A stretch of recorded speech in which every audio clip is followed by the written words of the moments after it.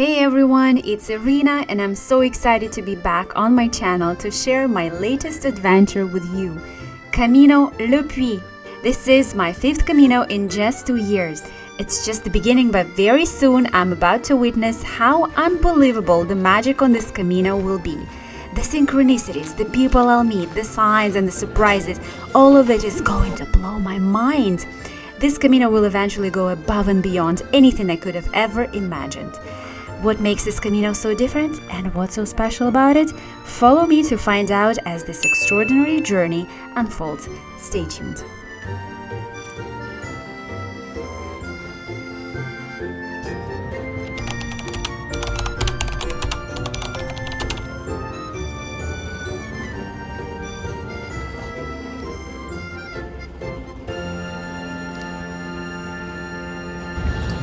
And just like that, I'm in Lyon.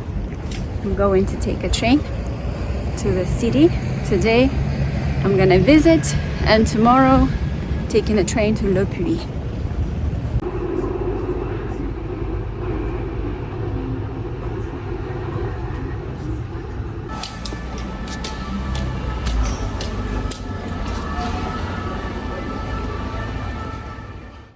Bonjour from Lyon.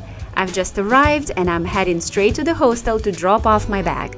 Despite a long night flight and a serious lack of sleep, I only have 1 day to explore this beautiful city, so let's make the most of it. My first stop is Place des Terreaux, a lively square surrounded by beautiful architecture. The centerpiece here is the impressive fountain, a true masterpiece. It's the perfect place to start my day and get a feel for Lyon's energy.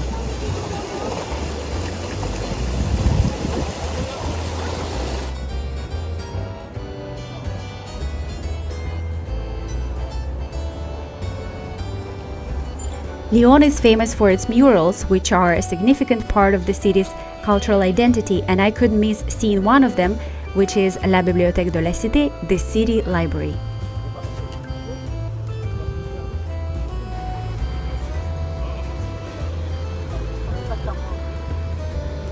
After a bit of relaxing by the river, I head over to Vieux-Lyon, the city's old quarter.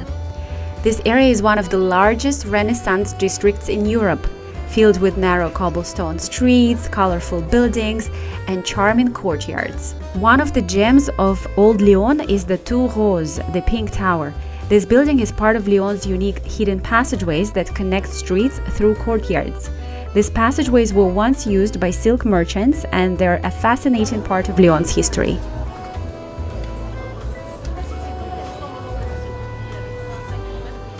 My adventure continues with a climb to the Basilica of Notre-Dame de Fourvière. It's a bit of a challenge after a long flight, especially 287 steps, but the views from the top are absolutely worth it. And of course, the Basilica is stunning.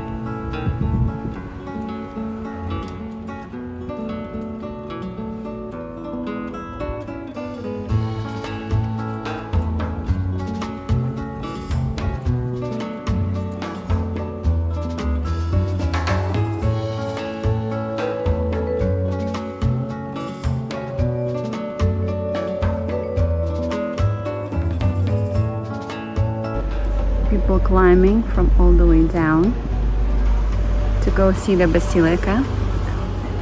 Many stairs. The Basilica is beautiful, gorgeous, but after a transatlantic flight and a sleepless night, it was brutal. It's 6 p.m. and it's very hard to stay up.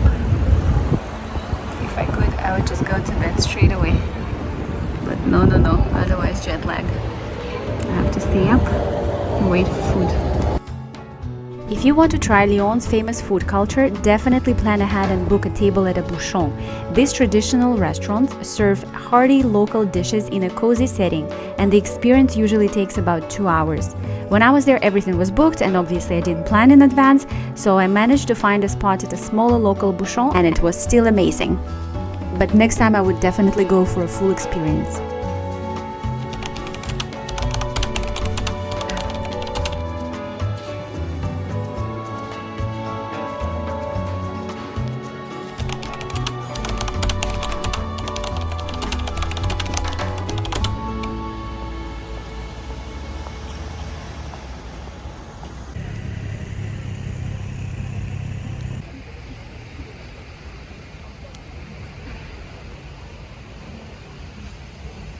It's 10 a.m. and it's surprisingly so quiet.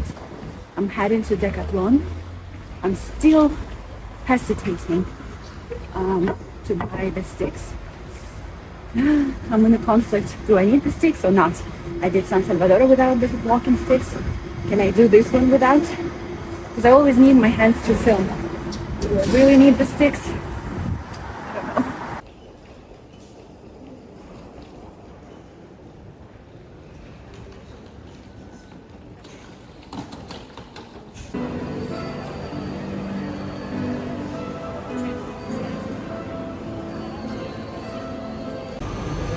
I purchased my walking sticks. I did some research and I decided to go ahead and purchase the walking sticks because according to Facebook group, you really need it on via Podiensis on the free Camino. And now I'm waiting for the train to go to the Puy.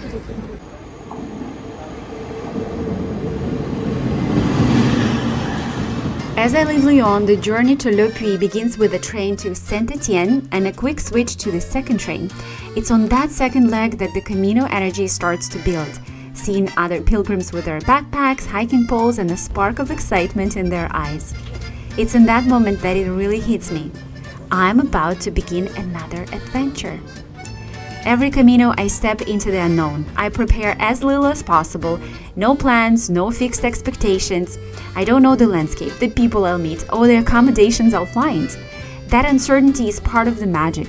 It's not just about reaching the destination, it's about the surprises, the lessons, and the unexpected moments along the way.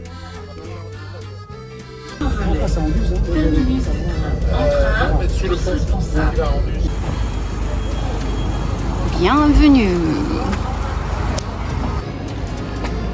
The train station is behind me. I'm going to the gîte for today. And then I need to get the pilgrim passport. By the way, what we would call an albergue in Spain, here it's called gîte. And this time I only have my very first gîte booked for tonight and then I have zero plan whatsoever. The Camino begins. A big up, climb up to go to the gîte for today. How I missed this climbing. Oh la la la la la la, no I did not.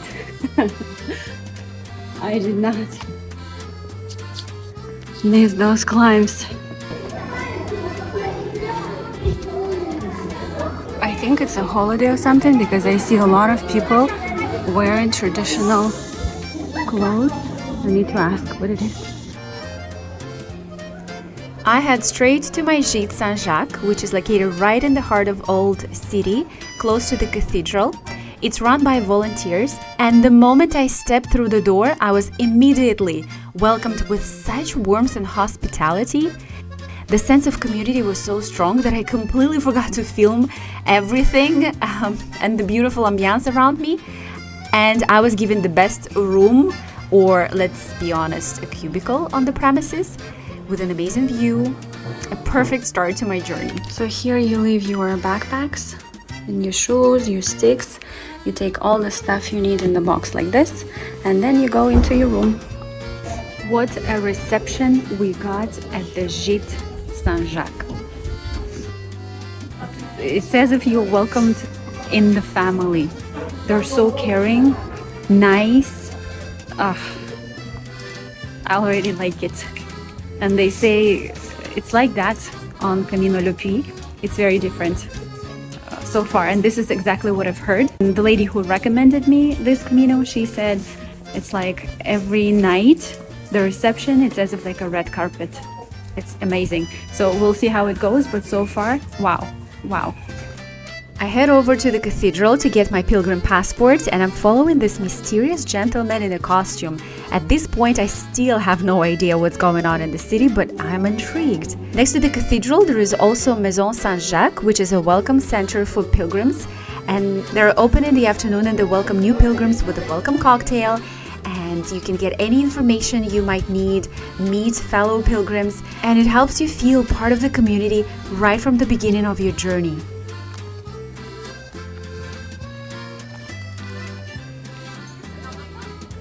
Finally, I figured out what holiday is taking place in Le Puy-en-Velay, and I'm beyond excited to witness it with my own eyes. So it's Fête de l'Oiseau, a centuries-old festival that celebrates a fascinating piece of history. The highlight is an archery competition where participants aim at a bird-shaped target and the winner is crowned the king of the bird. The whole town transforms into a living Renaissance scene with street performances, medieval music, and vibrant reenactments. I couldn't have asked for a more unique and immersive experience. Seeing the past come alive like this is truly unforgettable. The magic of the Camino has already started to unfold. That's where I had dinner. I just had my dinner. Everybody's dressed in the costumes. It's super nice. And I'm gonna go into my room.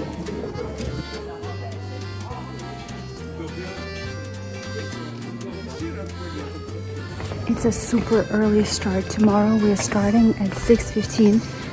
There is breakfast served, and then at 7 a.m. there is a mass for the pilgrims. They say it's a big event, like it's a big thing, and it's not to be missed.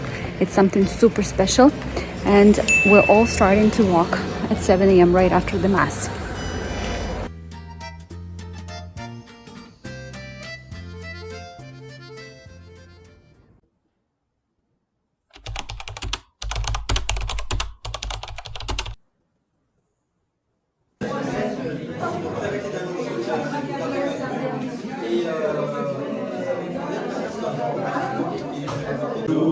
La route nous appelle, c'est la voie de Compostelle.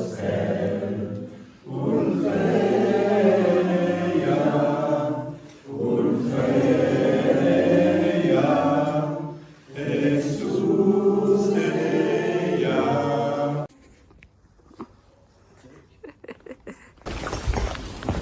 7 a.m. I just left this amazing place. About to climb towards the cathedral for the mass.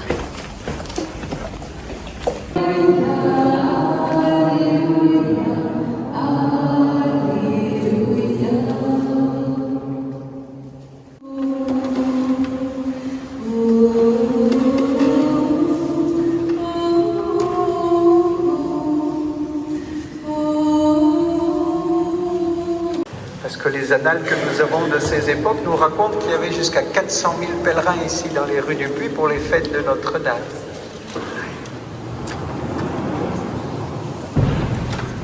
Nous vous souhaitons une bonne route à tous.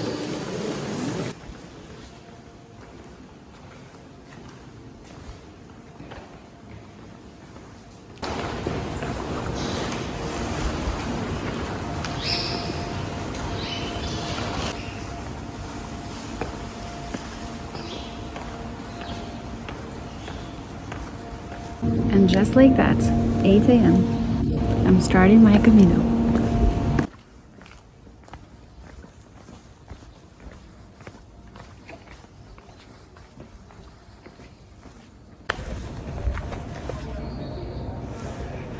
After the morning service for the pilgrims at the cathedral, 8 a.m., we are all starting our Camino. I met a few people from Canada, basically neighbors, and they just finished their Camino, so they're going home, and they said it's amazing. That's a nice frisky morning and lots of excitement, something different, feels very different than the Spanish Camino. We'll see. The day started with a nice climb. Very nice climb, nice and steep. Just the way we like it.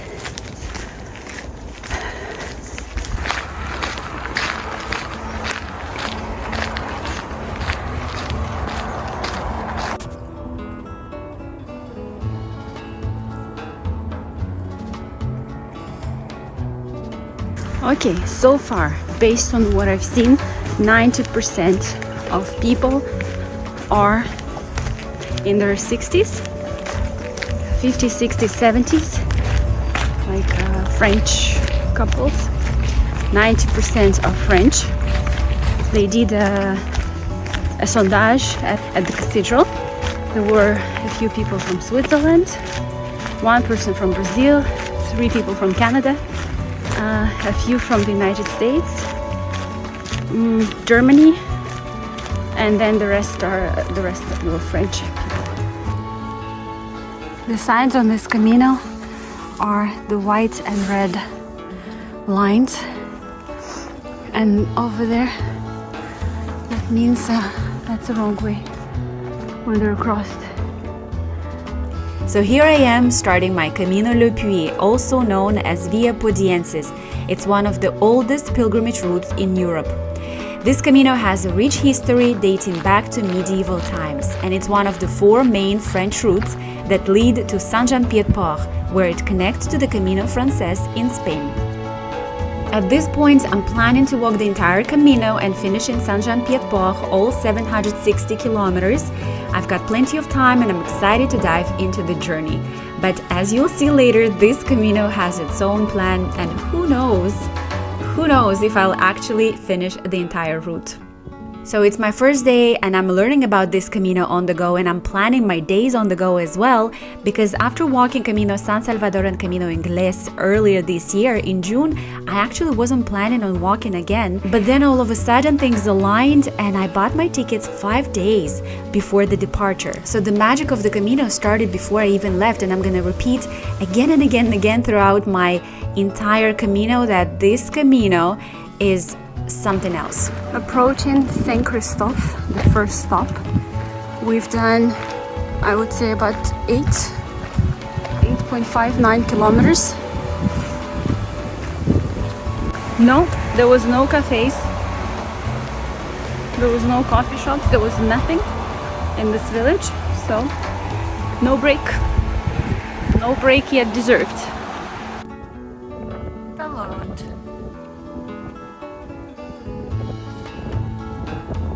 We've been in shade like this for a little while, which I'm very happy about, because it's actually much warmer than I expected it to be. It's windy, but it's super warm. I didn't bring any shorts, so it's September 20th. I didn't bring any shorts. I brought only 1 short sleeve, and all my shirts are merino wool, prepared for an autumn hike. Mornings are frisky though, and evenings are also cold. That's the tricky part of hiking in the fall, that you have to be prepared for any type of weather, literally any type.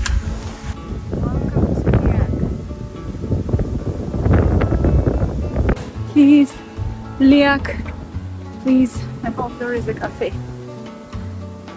I must say, it's not like Spain, where there is restaurants everywhere, on every corner. Here there is nothing so far. Finally, there is a break stop. Finalement. It's a break.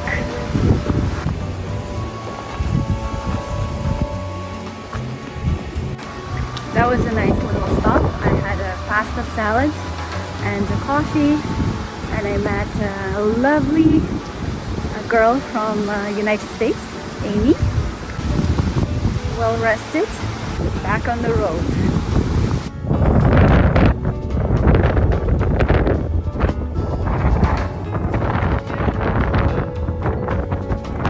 It's super windy today, as you can probably tell. You can't even hear what I'm saying in this video.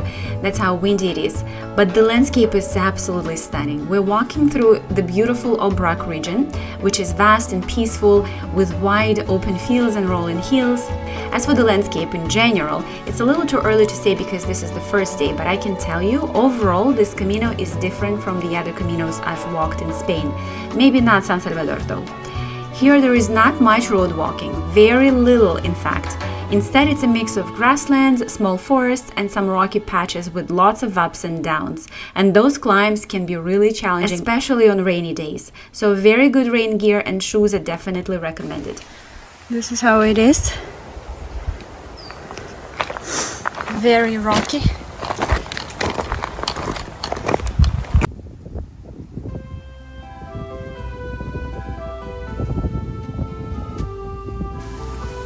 Montbonnet. This is where the majority of people are staying tonight. It's the shortest stage, 16 kilometers. I think I'm gonna pass and go further.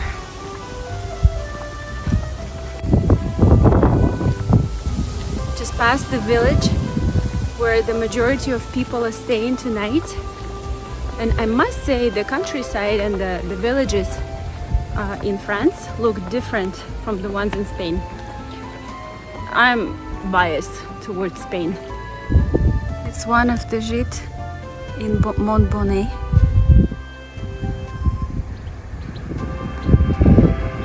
And we continue.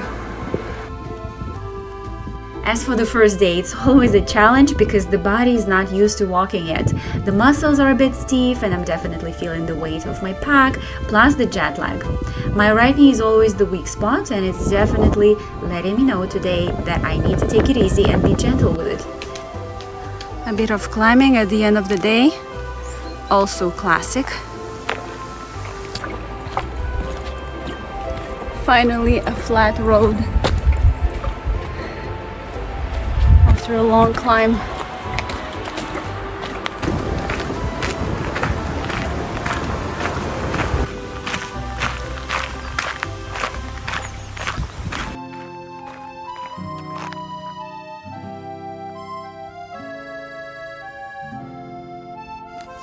This is gonna kill my knee at the end of the day. A steep descent. This is gonna kill my knee.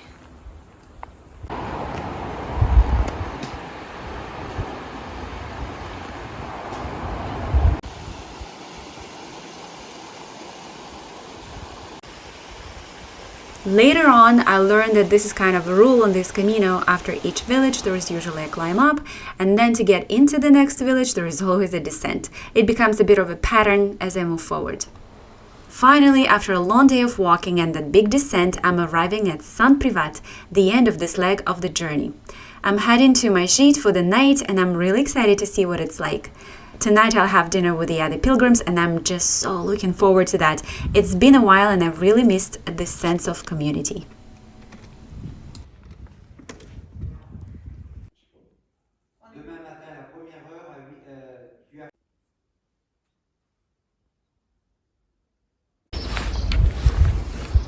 The first day is done. This is the place I'm staying at. Very nice host. Can't wait for dinner. It's gonna be Moroccan chicken, poulet marocain. I can't wait. It's a really nice town, nice little town. There was 3 people in my room. Was supposed to be 4, but eventually 3 people. The albergues are very different here on this Camino. It's called Les Gîtes. There's no, so far, and from what I've seen online, there is no bunk beds. There is like a small room with just single beds, a bit tight, a different setup, a setup to get used to, different, but we'll see. I'm sure it's gonna be nice. Now I have a bit of time before dinner to explore the little town of Saint-Privat, enjoy the views and have some much needed downtime, some alone time to reflect on how the day went. The town itself is charming with beautiful views all around, and there is also a lovely church here, adding to the peaceful atmosphere. I also take the opportunity to grab some provisions for the day ahead, because today I learned the hard way that it's best to have a snack or some food with you. There aren't many food options along the way and it can really catch you off guard.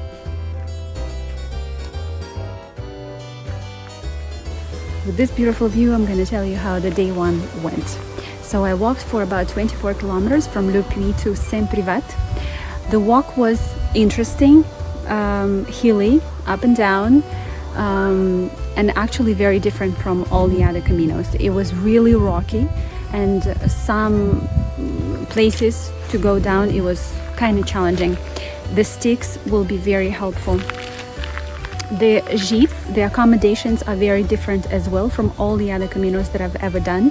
And like I said before, it's something to get used to, but the good news is that most of the gîtes offer a demi-pension option, which includes the bed, dinner and breakfast. So you don't have to worry about dinner, and it's such a nice moment of the day, sitting around the table, sharing experiences, emotions and meeting fellow pilgrims. It's definitely the highlight of the day for me. And now it's time for me to head back to my gîte, enjoy my dinner, get a good night's sleep and rest up for tomorrow's adventure. Buen camino, or like we say on Camino Le Puy, bon chemin. It's so beautiful.